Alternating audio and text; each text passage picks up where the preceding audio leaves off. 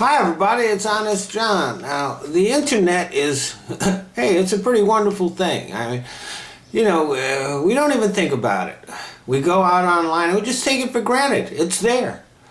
We're gonna post our photos and tweet and post things on Facebook and put up videos on YouTube and go visit the porn sites or whatever.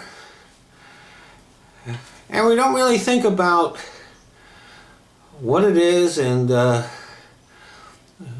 how it operates and what's involved in it.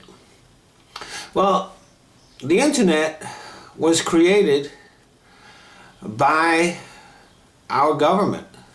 You know, that government that can't do anything right, and that is inherently evil. Now, it was primarily created by the military, but other government agencies had a role in the creation of the internet. Al Gore kind of committed a gaffe when he said that he invented the internet. No, but he didn't. But it was part of a government effort that created it. And then, like many things that the government does, it was turned over to outside of the government, to a private corporation. In this case, after several different agencies were involved with it, a nonprofit corporation called the Internet Corporation for Assigned Names and Numbers currently runs the internet. And they ensure the stability and secure operation of the net. They do a lot of things. It's kind of boring, but they do, like, for example, the maintenance that is required to keep the internet going. And this is an American company. It is located in Playa Vista, California, that operates under a contract with the U.S. Department of Commerce. Now, that being said, ICANN does not control the internet. It does not, for example, prevent the many, fraud, bullying, all that kind of stuff. It doesn't do that. It maintains the internet. It does not control it. If you get an email from a Nigerian prince or stuff like that, that it is not ICANN's job to prevent that from happening. However, it did shut down the worst spammers. There was this big deal, you might remember it was several years ago, where they found that there were 5 different outfits that were sending out tons and tons of spam, and they just simply shut them down. But for the most part, ICANN's approach to the web is very laissez-faire, and it is committed to a ground-up approach to the internet. That the internet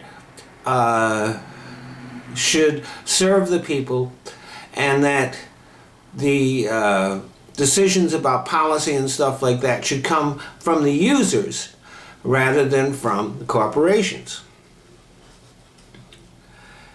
Now, in the early 2000s, the United Nations expressed an interest in taking control of the web. But the U.S. firmly said no. And I hope they will continue to say no. Giving the UN control of the web would open it up to interference by foreign governments that could completely change the way the web operates and the web's capabilities.